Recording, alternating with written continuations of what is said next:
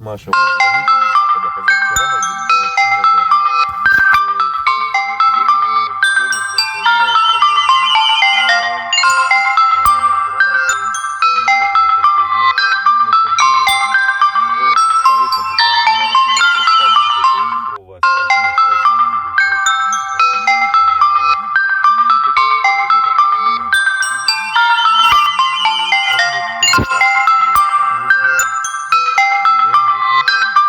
зашло. Деревня. Победа или Победная, короче. Пацаны туда ездили в прошлом году. И, короче, говорит, мама, мы, говорит, так удивились, новый асфальт, охуенный, говорит.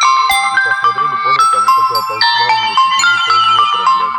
Она говорит, нихуя себе, вот это ебать, говорит, хорошо положили асфальт, такой добротный, на всю жизнь, в селе, блядь. Она говорит, а оказывается, я так, говорит, думаю, что это, говорит, давно уже готовили вот эту вот хуйню с Украиной, потому что вот это вот село находится на тот канал.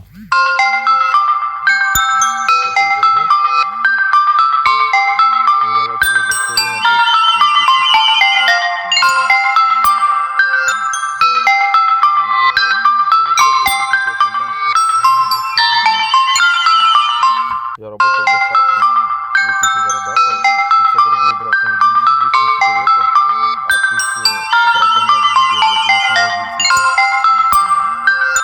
А что